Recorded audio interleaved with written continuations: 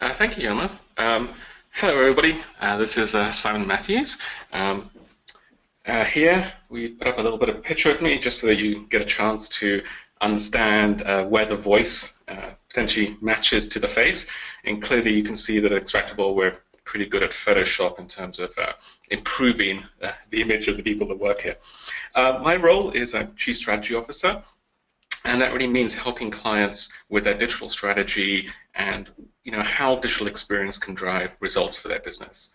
Extractable itself is a digital strategy and design agency. We're based here in San Francisco, and we focus a lot on financial services, although we also do work with some healthcare and some other sort of complex regulated industries.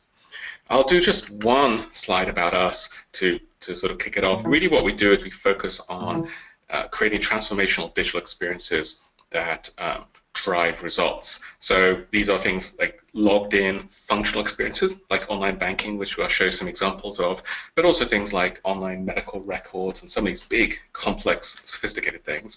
And then also, marketing websites that drive prospects and convert them into customers and some of the tools and techniques there. So that's what we do, based in San Francisco, focus on financial services. And that'll be enough of a plug for ourselves. And I'll move on to our topic for the day, which is really talking about Uberization of banking.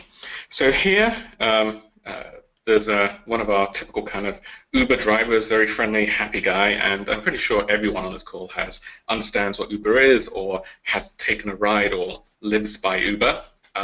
And what's really interesting about Uber is that the word Uber and Uberization has become a little bit like a verb, a bit like Googling something.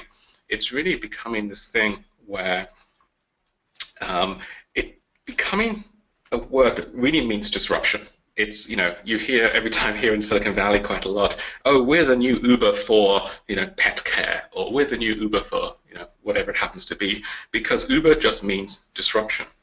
And when we talk about disruption, we mean disruption to the level that the competitors are out, protesting in the streets. I mean, you see protests about Uber all over the world, and there's actually a little bit of a delay here on the slides, but you see here, this is San Francisco itself, which is the home of Uber and probably the highest Uber city. And recently, Yellow Cab itself went bust. I think what's interesting for us is when we start to think about banking, the only kind of protests you really start to see around banking is this idea of the protests that are around the financial collapse and people protesting the power that banks have. So you see protests like this. Again, another protest in San Francisco. I think we kind of like protests. But ultimately, what I think is interesting is how far can we take this? I mean, ultimately, could you disrupt the financial industry so much that ultimately you end up in this situation where your competitors are actually potentially out in the streets protesting your level of innovation. Now, I think that's probably a little bit of a pipe dream ultimately, but I think it's interesting to say, like, this is the level of disruption that Uber has brought to this market. So what are the essences of that? What can we learn from that for financial services? So today, what I'm going to do is talk a little bit about what is Uberization. Try and break that down a little bit into, what are the essences of it. Talk about a couple of financial services examples. Talk about some devices and technologies that are enabled for this, and about millennials, because of course they're our group that is driving the most change. And then ultimately talk a little bit about how we could Uberize ourselves a little bit. So when we start to think about disruption and innovation, so start to use the word Uber to mean disruption and innovation, there's really sort of four layers that I see here in terms of the places in which you can innovate. And the real power comes when you start to innovate across these layers. So starting at the top, we have the experience. Now, how do you actually deliver that experience? What's it like? How easy is it to do, to find, buy, and use the product? So that experience, whether that's digital, in person, whatever it is. We have the delivery layer. So this is really, how do you deliver it? Do you deliver it digitally?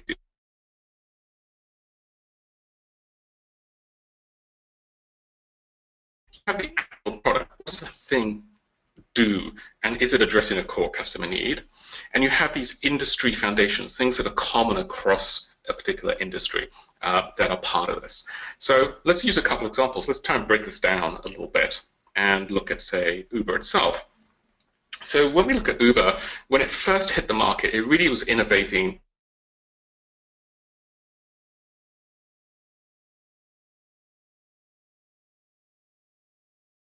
experience.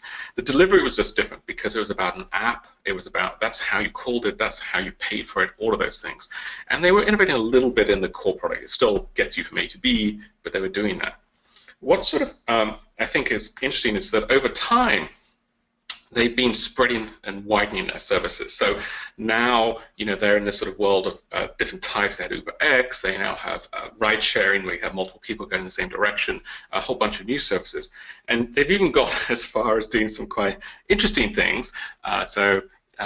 They have this thing where they do kittens and puppies sometimes. So you can, on certain days, they're helping promote adoption of pets, and they have, you can basically order an Uber. You can see here on the screenshot on the right, you actually pull up Uber and it says kittens in the bottom left there. And you can have a carload of kittens delivered to your office. You can play with the kittens and maybe you can adopt one of them. So they're starting to do just interesting things using the same core platform and really extending that experience. I mean, who doesn't want kittens or puppies delivered to their office? They've started with sort of basic things. They've been spreading and growing across these different layers. And I think what's interesting with them is that they're starting to sort of push beyond that. They're starting to change the nature of the industry overall. And, they're starting to research, for example, with self-driving cars. They're doing a lot of work researching that. There's the slide that's coming up now is sort of a press clipping showing some of the talk there. But can you imagine fleets of self-driving cars, the nature of that innovation? You don't have to own cars.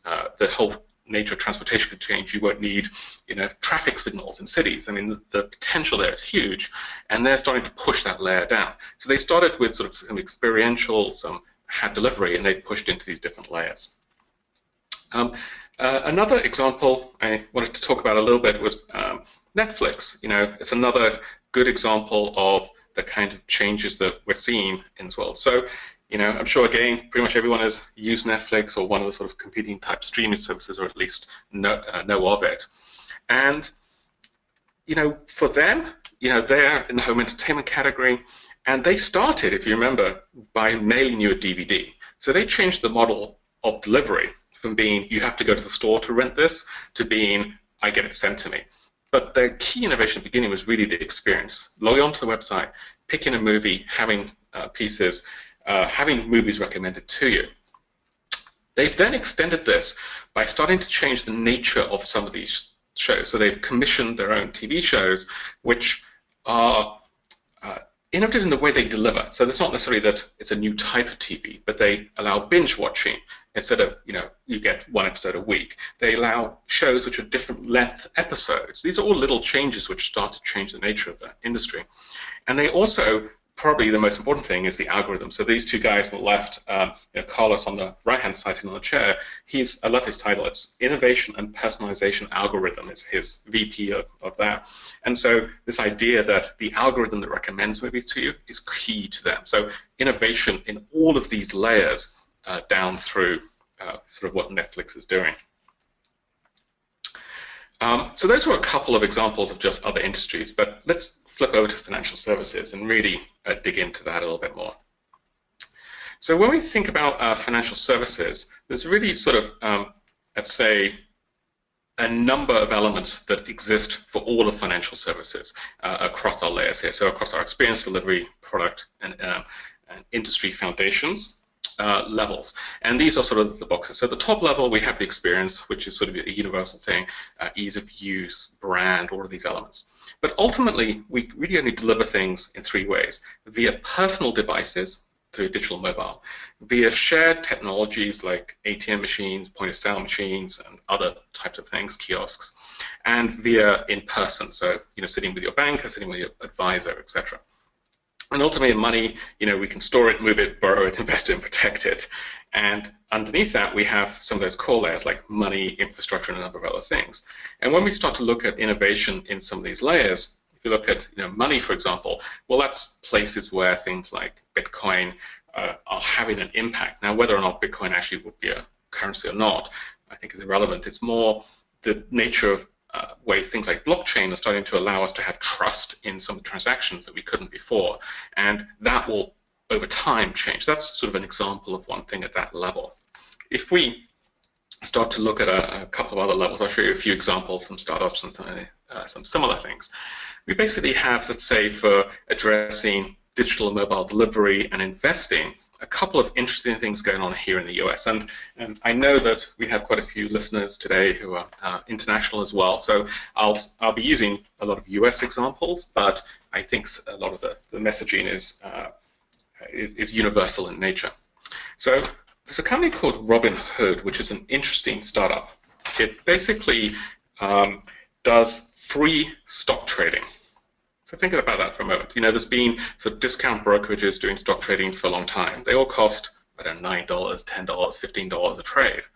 So this startup is doing free stock trading, which I find fascinating. If you read into them, basically their argument is that they've built a technology stack that is so efficient and doesn't use people, it doesn't have lots of advisors in the way, it doesn't have all of that stuff, that it allows them to make money just on the margin or just on holding the funds, and therefore can offer the trading for free. It's a very simple, elegant experience to use. It's app-based. So you basically, it's a sort of almost ultimate example of taking this efficiency that technology drives by being all the latest technologies and delivers for the customer. So it's highly innovative across that vertical, and starting to get some traction here. If we go deeper down on the investment side of things, there's a whole bunch here in the US and Australia and around the world as well of what I think are rather unkindly called robo-advisors. But basically what they are is tools that are for long-term investment, typically around retirement or other things, that are focused on really efficient delivery, only using advisors where needed, and sort of low-cost funds, indexing, and using algorithms to invest for you rather than fund managers. So, Future Advisor, Personal Capital, Wealthfront, all examples of them. And here's a screenshot from Personal Capital. I actually myself moved some money over to Personal Capital and sort of reduced my fee load by about 1.5%, which over a 20 or 30 years for retirement is very significant.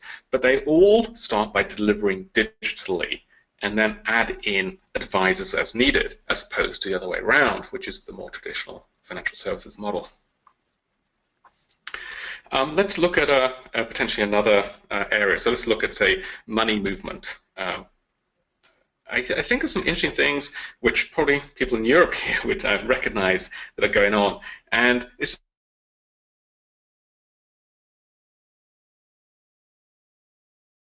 cash out ATM or cash machine.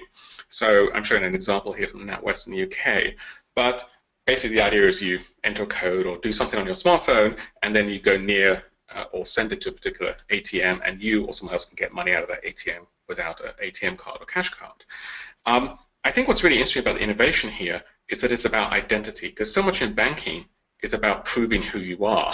I mean, that's why you have an ATM card. It's not ultimately doesn't do anything itself. It just proves who you are for account access. And there's some very interesting things starting to go on here, which I think, again, plays to this experience layer. Also, talking a little bit about sort of money movement, we have a peer-to-peer payment service called Venmo, which, again, I think has got pretty good press around the world, and people are aware of it. At its core, it's not particularly complex. You just sort of send money peer-to-peer using sort of a wallet thing. But what's very interesting about this one, I think their innovation is the social side, because when you make a payment, you can add a comment to it or add a detail to it. And basically what happens is you end up with these really interesting social feeds of commentary. And it's very popular among students and some sort of young adults. And you get these hysterical chains of, people go out to dinner, share a bill, and all the commentary around dinner. So they've turned paying for something, which to be honest is kind of tedious, into quite an interesting social, sharing, entertaining thing, and therefore have quite a lot of stickiness with it. So some interesting just sort of different takes on some of these layers. One other one I wanted to touch on was the insurance industry. So here, particularly in the US, insurance is a complex thing, particularly health insurance. Unfortunately, we all have to have our own health insurance here, and it's notoriously complex to do. And there's a new company called Oscar that is doing some interesting things from an experience. Ultimately, the product is not that much different, but the experience is very different in terms of purchasing. So this is their website. And you basically just start by saying where you are, because everything is regulated by individual states here in the US. So in this case, their user is putting in their zip code, and then as they type that, more lines appear, and you just put in some basic details. And what happens is you can then from there go straight into the details. It's just very simple from an experiential point of view, and I think it's quite a powerful change from a brand. I'd much rather interact with an entity like this than sort of a Blue Cross Blue Shield type world, which is horrendously complex. And finally, I just want to show you a sort of banking example that brings it all together. I'll show this beautiful picture when the webinar catches up with us, which is a stunning place I think I'd actually kind of like to potentially live in, which is a photo of Queenstown, New Zealand. And the reason I'm showing that is because the example is actually from Bank of New Zealand, and they have this product which is an online banking and digital banking product called UMoney, which is, when you start to see it, it sort of reminds you a little bit of like an iPhone screen with icons, but each icon is actually an account, and you can create an account on the fly, and you can use it for anything. You can use it to save money towards a goal. You can use it just to allocate something. You can use it just to organize yourself. And in this case, this person has a number of different accounts. The little green bar on it allows you to see your progress towards a goal. You drag and drop money from one thing to another thing, and you can then zoom in and get details on a particular account once you need to see individual transactions, for example. So it's a very interesting sort of change in paradigm of what's going on here into the just design and the nature of what, say, an account is.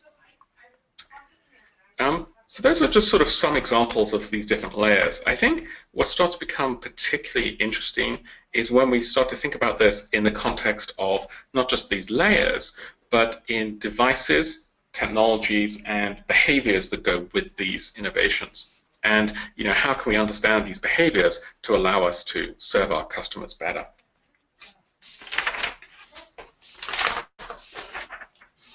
So let's start with just the one which is a sort of the elephant in the room, so to speak, which is the growth of smartphones and mobile phones. I got my first smartphone, I think, in about 1995, and not smartphone, normal phone, dumb phone, sorry. And I was one of 80 million people at the time around the world, and now we're at like 5.2 billion or so, and the growth of smartphones within that share is getting bigger and bigger and bigger.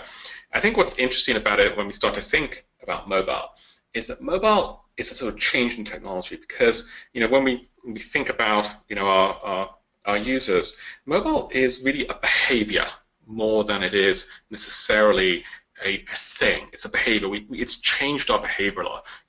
On average, we spend, at least for US data, about 2.5 hours a day on our phones, and something like 77% of people watch TV with another device. When we look at millennials, though, it starts to get almost scary in terms of the level. The survey asked for the USA, my smartphone never leaves my side night or day. Well, 87% of millennials said that. When I wake up, the first thing I do is reach for my smartphone. Well, 80% said that. The next 5 years, I believe everything will be done on my mobile device. Or 60% said that. I think that's the fascinating piece here. Like, are we ready for a world where everything is done on mobile within 5 years? Because this is what this group is now demanding. And I think the answer to that one is, you probably all say, no, we're not ready, but let's see how we get there. So starting to think about devices and technology, we have our computer, our tablet, our smartphones. This is the world we're used to right now. What's happening is there's a whole bunch of new things starting to spread very rapidly out from those core three things. We have wearables, so the Apple Watches of the world, etc. And then we have a bunch of other type.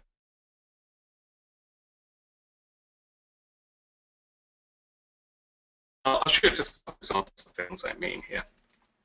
So, we've talked about smartwatches. We think ultimately, a lot of us in financial services are using it as a sort of second screen, really, to our phone. It's very interesting in things like payments, and we're starting to get a handle on that. I think what's interesting is the next set of things. So here, you can see on screen is a picture of Amazon's Echo. It's basically, think of it, Siri in a box on your desk. It's voice activated, only voice activated, internet connected, and it's very smart. So, for example, I actually have one here on my desk in my office, and I can ask it a question. So I can say, Alexa, tell me a joke. If April showers bring May flowers, what do Mayflowers bring? Pilgrims. Sorry, I have to say it's not very good at humor because it obviously pulls in a rather PG joke. But the fact is, it recognized that I asked it for a joke and told me that. So I start to get very interested in how can things like voice devices affect what we do in banking. Could I just say to Alexa instead, you know, pay Yama $100 for dinner last night, and that's connected to my peer-to-peer payments, and he gets paid. We're not even thinking necessarily about this kind of new world of devices that surround us and engage us all over the place. When we think about all these devices as well, I think one of the things that's very key to us when we think about innovation is what are the enablers for all of these? They're not all unique. They all have an underlying layer of things that are common. They're all cloud enabled, everything's stored in the cloud, processed in the cloud. There are sort of three types of communication, really. There's sort of Wi-Fi, Bluetooth, and near-field communications for things like payments. The interactions are pretty much mouse, touch, or voice, or some combinations of, like smartphones are often voice and touch, for example, and they're delivered in only two ways, either via the web or via app stores, and that's our world. So when we start to think about these new devices, they're actually extensions from other places, and places we already are. There's also just some new stuff which I just find completely fascinating. It's a little bit of an aside. This lovely lady here is wearing basically a smart earphone that's just come out, which I find very interesting. It's called a Braggy Dash, I think is how you say it. But basically, it's an earphone that has all the connectivity. It has a touch, not screen, just a touch surface, so you can control it that way. It has a heart rate monitor in it, so for running and fitness. So this is a device that's with you all the time. It has all the technologies, standalone, and can connect to your smartphone. And so ultimately, you could just be walking down the street saying, "Pay Yama $100," or tapping it 3 times to make a payment. So I'm not saying that this is the future, particularly of banking, but it just starts to make us really think about this continuum that we need to deal with. So, I'd leave this little segment by just saying that, we need to be designing a seamless experience for the multi-screen, multi-input method, multiple device world our customers inhabit, and we need to embrace the fact that customers are continuously switching between devices and channels. Too often we think of like, oh, mobile is separate from desktop. No, our data shows when we look at this for clients is that they're touching all these different devices, and this is what we really need to take away. The challenge when we come from this is that satisfaction levels today with banks are supposedly quite high. If you look at net promoter scores and things, for banks, they're actually pretty good most of the time comparable to many other industries. But then when we ask a question such as, would you bank with a non-bank new entrant, like an Apple, Square, etc., we get almost half of people in North America saying, yes, they would. So if their satisfaction is so high, why are they saying, no, they wouldn't, or they would consider a new entrant?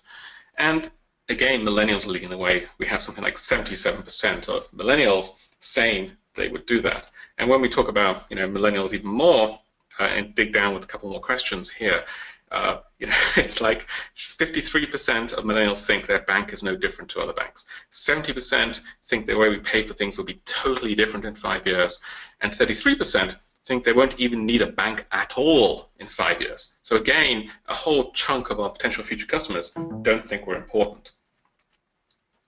So what can we do about this? How can we Uberize ourselves? While you're building longer-term innovation, are there things we could do right now as well as just building that? What can we do? Well, the first thing I think is really important for us is to deliver an exceptional experience, a digital experience for most of the case, for prospects and customers right now. So that really means just doing better than we do today with the experiences we give our customers. And let me sort of show you a couple examples of what I mean here. So we all spend, in banking a lot of money on delivering beautiful branches. And a lot of people we try to reimagine these branches, etc. And here's a screen that's just beginning to appear of a bank here in the west coast of the US called Bank, which is renowned for having some nice branches, etc. And the question is, would you bank here? Well, clearly you would. I mean, it's a beautiful place. But functionally, let's think of it as, well, there's some tables, some chairs, some screens, some lights, and if you think about it, functionally only, that experience is not, you break it down, it's the same as this experience that I'm showing you now, this sort of deserted room that looked like some kind of drug den somewhere. It has a table, has a chair, has some lights, and the question is, would you bank here as well? Well, the answer would clearly be, well, you wouldn't bank here. But functionally, it's almost identical to the first place that you would bank in. So it becomes a little bit of a question of, when we move to digital experiences, why do we do the same thing? And I'm going to show an example here of actually one of my clients, and I'm showing the example because they're actually a really good bank, and I love my clients, and we've worked with them to change this. But this experience that I'm sort of showing now for an online banking experience for Bank of Oklahoma, a large regional bank here in the US, was what their experience was a year ago. And it's functionally good, like you could do everything you need to do, but it's not a great experience. There's nothing about it that makes you want to hang out here at all. And so the question again would be, would you bank here? And going back to our nice bronze versus drug den, I don't know. And this is not unique to Bank of Oklahoma. I just picked them out because I had access to the screenshot. But if you look at all the banks, and we spend a lot of time looking at online banking experiences for very large banks, very small banks, it's much of a muchness. They all sort of lack hierarchy, good design. They're all ultimately sort of core banking systems presented to the front end rather than an experience based on what a user needs to understand about their money. So we redesigned Bank of Oklahoma. It's completely changed the nature. So here is a screenshot that's showing up now of what it looks like today. Fully responsive across all devices, very sort of mobile first and touch first in terms of the amount of information being shown. Everything, you just touch it to see more information, and really getting the things like the hierarchy right, so you can get a sense of what's most important and what isn't, what is less important within that experience. And then, start to look at some other experiences, like even on the public side. So I'm starting to show a screen here which is on video, so it might be a little jerky for people watching. But really, it's just this idea of an experience for potentially a commercial bank that has video, full-screen video running in the background, which I'm pretty sure you can't see on the webinar. But it just, this idea that the best of design can be brought to something like commercial banking experience, lets us reimagine some of these experiences. I'll skip forward on that one because I think you can't see it with the delay. So I think one of the lessons for the experience section here is that, when we really think about digital experiences, the comparative set is not another bank. If it's another bank, it's the same set screen before with all the same screens.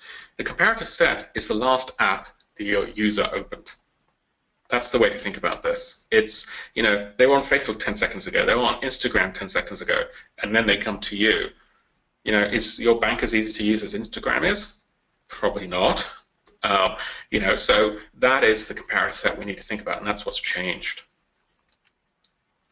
And I think this is where, trying to deliver an experience quickly and lifting yourself from, tied to sort of core system structure and things like that is where things like Backbase can really help. And this is where I definitely plug Yama and Backbase to think about how using a tool like Backbase could accelerate that process of delivering a great experience.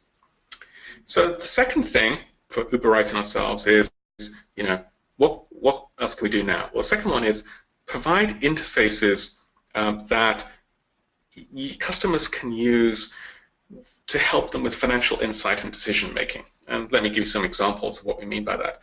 Whenever we look at the analytics for an online banking platform, we see a huge quantity of users come in, look at a balance and leave. And sometimes 30, 40, even 50% sometimes. They don't do anything. They look at the balance and they leave.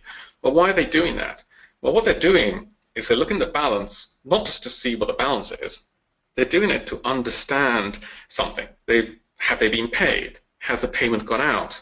How much money can they spend on the shopping trip? They're trying to understand the information behind it, not the number in front. So what can we do to help them with this decision making? Well, here on Bank of Oklahoma, we just added, for example, a little squiggle chart of the balance over the last 30 days, so at least you can see a pattern of that. And then we did some other tools, for example. Another little case study here, another of my great clients, Newport Group, that delivers retirement planning, retirement plans and non-qualified tax plans such as deferred compensation plans here in the US. This was the experience before. Very functional, highly deep into the level of functionality, but not a great experience. And they'll tell you that as well if you talk to them. And this is kind of where we ended up. Again, very clean, dashboard-driven, kind of idea of progressive disclosure. You click on a number to see more details, and it's much nicer interface and much easier to use. The functionality is staying pretty much underneath. But the insight piece is interesting. We rebuilt the sort of retirement planning tool to make it much easier to use.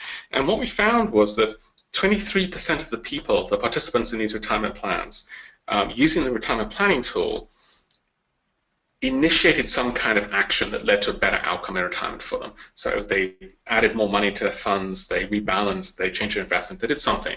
So providing the information in a way that's helpful to the user drives a better outcome and action.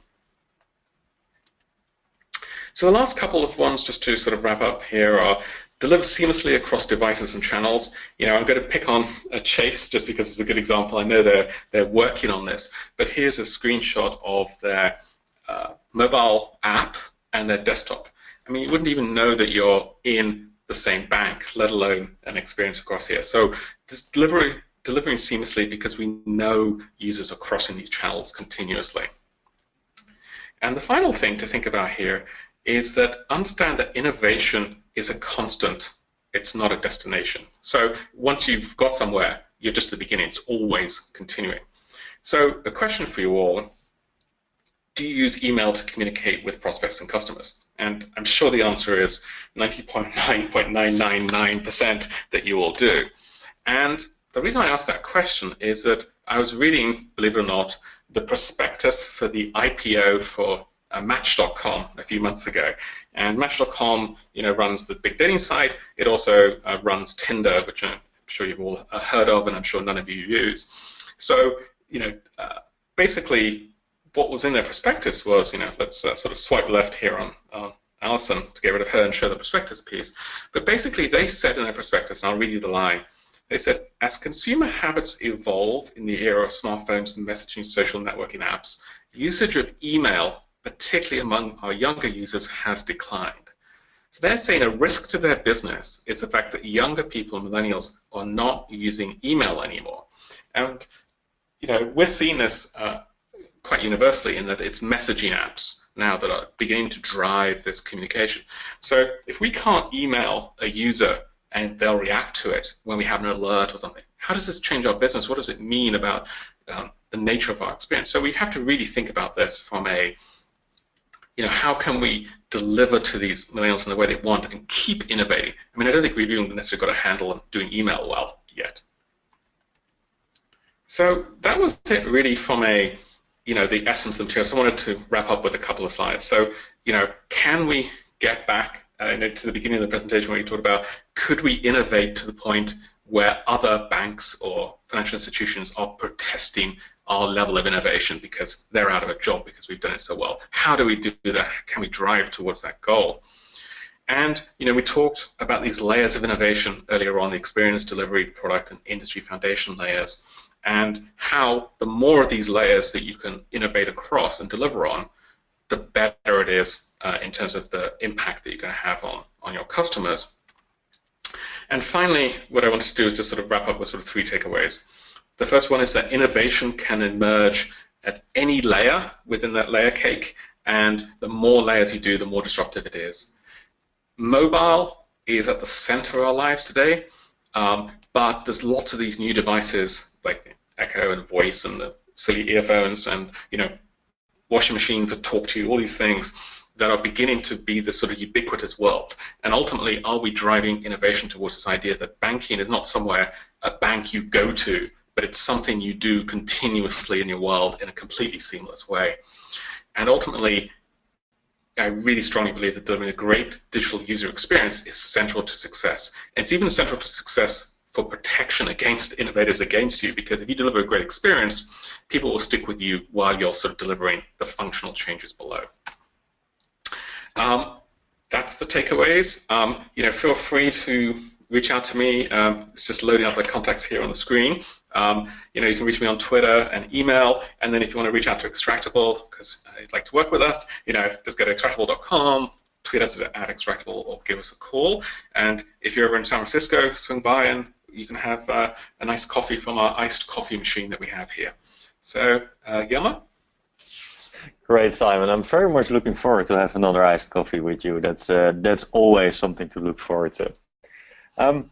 Thank you very much. I think that was a great insight. We will use the coming 10 minutes of the webinar to give a brief intro in Backbase and how we work together with Extractable to turn vision into reality. That's the beginning.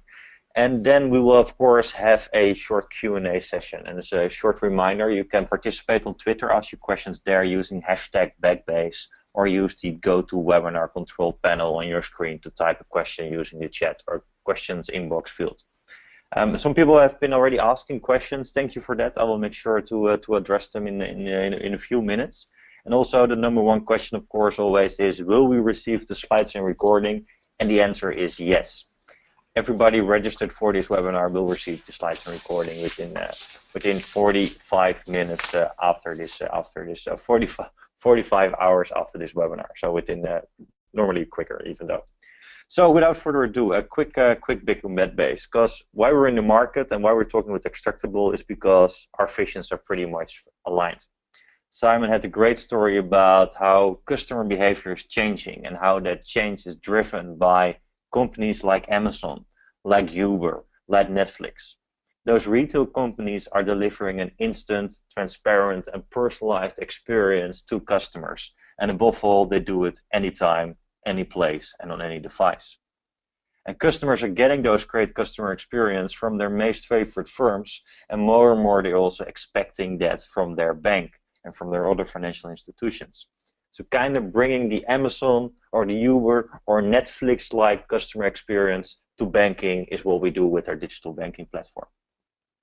And what's very important in that part is that indeed banking or just customer interaction is not just happening in one channel, it's happening more and more across different devices and different channels. One customer interacts with your financial institution using at least 3 different devices and channels over time. Not only to do complex business, but even accomplishing a simple task will normally happen across multiple devices. So getting that same brand experience across devices, facilitating handover across devices, seamlessly linking your mobile banking to your internet banking applications is key, and that's what we're doing here at Backbase. And that's, of course, that's a very nice story, and I truly think Simon had a great presentation. It's really, these 3 key takeaways are essential for every financial services firm that wants to survive in the coming years. But it's very easy to realize that every journey starts with the customer, and we have to work to understand that customer and deliver a beautiful application on this device. But normally the hard work happens somewhere over here. It happens at the bank's level, where we have to take into account technology, systems, and processes that are normally very hard to change, and also pretty much siloed. Because a typical banking landscape, even simplified, looks something like this. It is multiple online banking platforms, maybe even multiple banking apps. We saw it in Simon's Chase example, where you saw that beautiful mobile banking app everybody wanted to use, compared to the more traditional online banking platform, completely siloed, completely different way of working. Bringing that all together into one seamless experience is key. But we believe that's the future. With a seamless customer experience platform that does application integration in the backend, and on the top delivers that Amazon-like or Netflix-like banking experience, this means superior, personal, relevant, fast and frictionless, but above all working anytime, any place, on any device is key, and that's the future of banking. We do that. We do that with our digital banking platform called Backbase DBP, where actually we deliver a complete bank out of the box services that takes care of that omni-channel orchestration to make sure we can do handover between the different channels, where we have a visual editor where you have full control over your digital banking experience and actually can do targeting, A/B testing on mobile devices in your internet banking environment and enable full control. And of course, it's all running on your backend services. So in short, we have user experience accelerators, making sure you can deliver a complete out-of-the-box bank for your retail, wealth, and commercial banking customers. And of course, these are accelerators, so these are building blocks. This is Lego that enables you to create a beautiful customer experience quickly. But of course, the digital experience needs to be fully in line with your personal style and your personal look and feel, completely in line with what Simon was telling. Secondly, it needs a strong orchestration layer, making sure you can deliver on any device. Currently, we're talking smartphones and tablets, but as Simon already addressed, in the future we'll be talking wearables. Maybe a bank needs to work with the Amazon Echo, and you have to say, Alexa, please transfer some money, or what's my balance, or when is my credit card bill due? We don't know what the future of banking is, so having a unified architecture that is ready for the future, that's agile, is key. Next to being agile, of course, having control is key. If you are dependent on a software vendor or dependent on an IT team to deliver your digital experiences or to innovate in the digital channel, that's pretty much outdated. As a marketing team within the bank, you want to take control over the digital experience. You want to interact with customers anytime, any place, on any device. So having a visual editor, a CXP manager, as we call it, where content managers, digital marketers and product owners within the bank can manage the end user experience is key. Of course, this has to run on a very strong API layer that can hook on directly into your core systems, unify everything in our digital banking services, and has then an API to integrate in the CX layer, also making sure you can work with best of breed services via an open banking marketplace. Nobody knows what the future is going to be, so standardizing on one part is never good. But having the flexibility to have a delivery platform that acts like a hub, where you can mix and match all those fintech startups or those fintech disruptors that are bringing power to the consumer, but also power to banks if you're able to partner. And having the capability as an FI to partner with those fintech disruptors is key. And via an open banking marketplace approach, that's very much possible, and the future is not that far away. So we're Backbase, we're a software company. Gartner labels us the most visionary vendor when it comes to horizontal portals in their latest Magic Quadrant. Forrester names us the leader in omni-channel digital banking. They recently published a new Forrester Wave, actually the first Forrester Wave, indicating how important omni-channel banking currently is. Where Backbase is strongly positioned as that leader in that quadrant. But above all, we help 60+ financial services, from very small credit unions to some of the larger banks in the world, to become digital leaders. That's our main purpose. We're Backbase and we're on a mission to make you, as an FI, a digital leader. That starts here, that starts today with optimization and simplification of your IT stack. So you can move to an agile approach where you can test and work and have that lean startup approach and delivering better customer experiences on any device. But all our customers are embarking on a digital transformation program where the end goal is, let's say, the 2020 table stakes is to work to a journey where you can do continuously innovation. Always be ready, whatever the future is and whatever the market is going to bring us. So without further ado, I'd like to move to the Q&A. I already received quite a lot of questions, and I like your interaction. I also will be monitoring Twitter throughout, so don't worry. If you have a question and you post it on Twitter, I will also read that. And if we are not able to answer your question in time, I will make sure that we have your contact details and reach out to you pretty quickly after the webinar. Simon, the first question is mostly addressed to you. It's about kind of the Internet of Things approach. Is that really a hype currently, or you really believe that the Internet of Things is something banks have to put in their strategy already at this moment? Oh, that's a good question. There is definitely a certain amount of hype and a certain amount of, oh my God, look at this new cool thing. I mean, just as I got excited by those kind of ridiculous headphone things, and I'm sure I'd buy them and use them for a week and not use them again. However, I think the underlying trends of the Internet of Things is very important. And I think that banks need to be thinking about it experientially as to what does it mean to be a bank. Like, what does it mean to deliver banking services to somebody?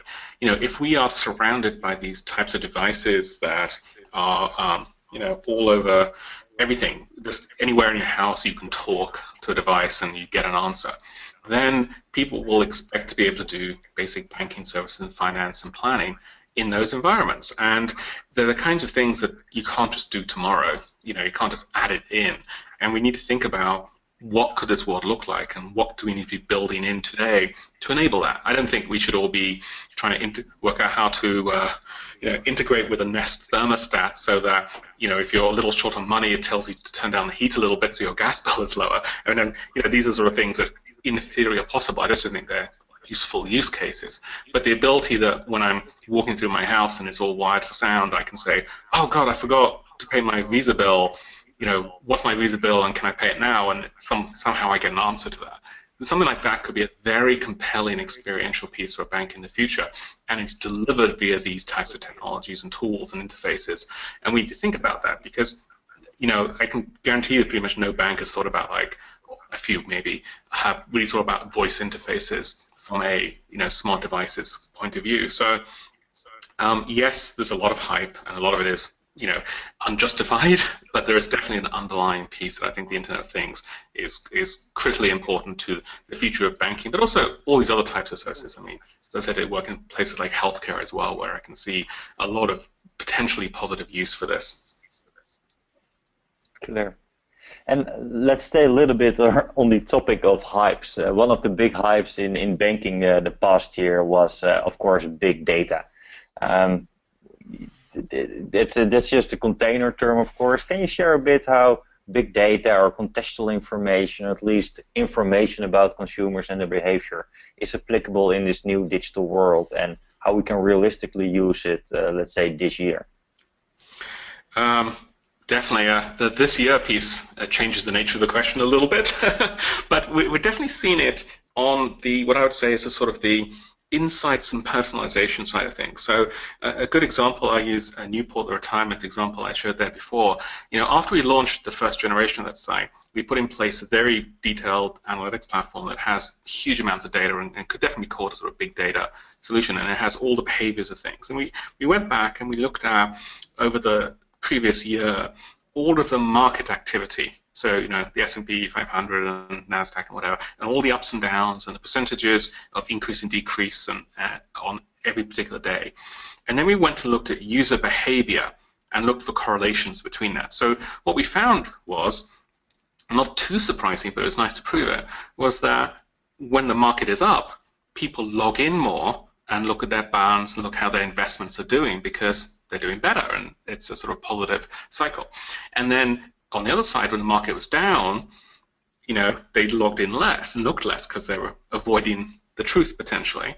And what we found was the bigger the rise, the bigger the fall, the more pronounced the change was. And then when we dug further, we found that particularly when the market was up aggressively, people were maybe starting to make some bad choices. You know, a retirement fund, you shouldn't be day trading in a retirement fund, you know, but there were some people that were, you know, going to more risky investments because the market was up, and it's not necessarily the best plan. So we found this insight. Now the question is, what do we do with it? And part of what we're looking at trying to do, and haven't implemented yet, but it's part of this ongoing, how can we use big data, and we could do it now, is start to message, you know, if the market is up aggressively, we personalize that experience when someone logs in and goes to rebalance their account to higher risk. We can say, you know, here's a bunch of data that shows that this is not a good idea, and here's some articles about it, et cetera, et cetera. But we'd only show that message if the market was up 5% or something, or the same if it was down too aggressively. And I think that's an example of how using insight from big data can help users make better decisions for their finances, because a lot of the time people just don't have all of the the patterns and data, and they make emotional decisions, and we can help them. I'm not trying to be overly paternalistic. We're just presenting them with the information that helps them make a better choice. And by doing things like that, I think big data can really help people. And it's things like that we can do now because we have the tools, we have the personalization tools, we have these kind of analytics tools. I think when you get bigger into the world of big data, of spotting patterns across whole populations of people, again, there's a huge opportunity there. I think that stuff is a little bit further out from the practicality of day-to-day, but definitely using data about people and their behaviors and helping them make better decisions is a key part of big data today. Clear. And then, of course, mobile brings in a whole lot of other opportunities where you have the geodata as well, can you do location-based targeting, and has that higher level of interaction with your customer. As most people said, and also you showed that millennial research, a few times already this year I forgot my phone, my wallet somewhere, but I always had my phone with me. How do you see that shift in customer interaction changing the priorities for banks at this moment? Oh, it's huge. I mean, we have a number of bank customers where the percentage of interactions with the bank that are, I mean, step back, first of all the digital interactions, so if you include ATM, mobile, and web, are something like 80 to 90% of all interactions already. Branch and phone are already, 10% or below. And then within that, we're seeing quite a few banks where the mobile app now is more than 50% of those interactions. So half of the digital interactions are already happening on mobile.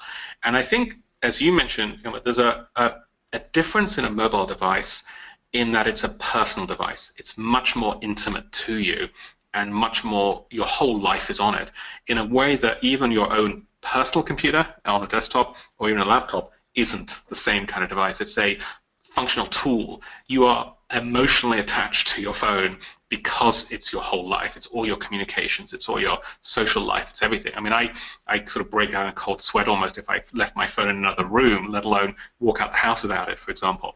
So there's that level of intimacy. And again, your finances are an intimate part of your life. And if we're not part of that in a way that people want to interact with you, then you're going to be left out by someone that is. You're going to be sort of kicked out by the competition that is doing that.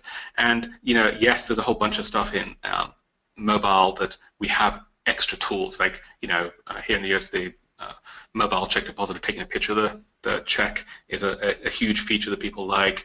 The geolocation, a bunch of other things like that. I still feel we're in a sort of a first or second generation of these kinds of apps. I think there's still a lot of places this can go, particularly when it starts to interact with other apps that you have. So, when you're doing mobile payments and sort of contactless payments, and when you're doing social and things like that, where the finances can interact with other apps and start to give you richer data about what you're doing in life and suggesting things and helping you. There's another whole range there. And if we get permission, in essence, from the user, because these are very intimate devices, to help them in other parts of their life, I think we can increase the stickiness, the share of wallet, all of these kind of things with users. And mobile is so critical to that. And I think it will remain central to life as long as these devices exist in their sort of similar form as they do today. Totally agree. I like your recap in that area. I realize that we're almost at the hour, so before we close down the webinar, Simon, what's the #1 recommendation you will give to the audience if they'll start work this afternoon or tomorrow morning again? What should they do to make life easier for the customer? What can they do to embark on the journey of digital transformation quicker and better?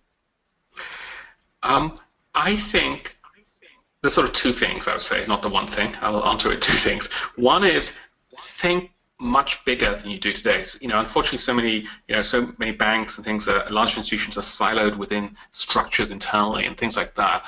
But you really got to say to yourself, if I was a startup trying to disrupt the organization I work for, how would I be doing that? And try and do it yourself, because otherwise someone else will. But that's a sort of a longer term piece. In the short term, I really think it's delivering a really good customer experience within what you have today and pushing that as far as you can, because the experience, a good experience, will really make a customer happier even an extra functionality if you can deliver that. And a lot of people sort of give experience, particularly digital experience, sort of second string to physical experiences. We spend fortunes on beautiful branches and things, but don't spend the same amount of money on what is the biggest branch in the world by far, which is your online banking. So I would say get the experience right and try and disrupt yourself. Great. Simon Mathews of Extractable, thank you very much for those great insights today. And thanks to everybody that's attending this webinar live. We had a record number of attendees, almost breaking the limit on our GoToWebinar subscription. So thank you all for participating. And again, Simon, thank you. I will make sure to share the slides and recording with everybody within 48 hours after this webinar. And of course, you will all receive an invite for the next one coming up. Have a great day, evening, or morning, wherever you are on the globe. Thank you very much.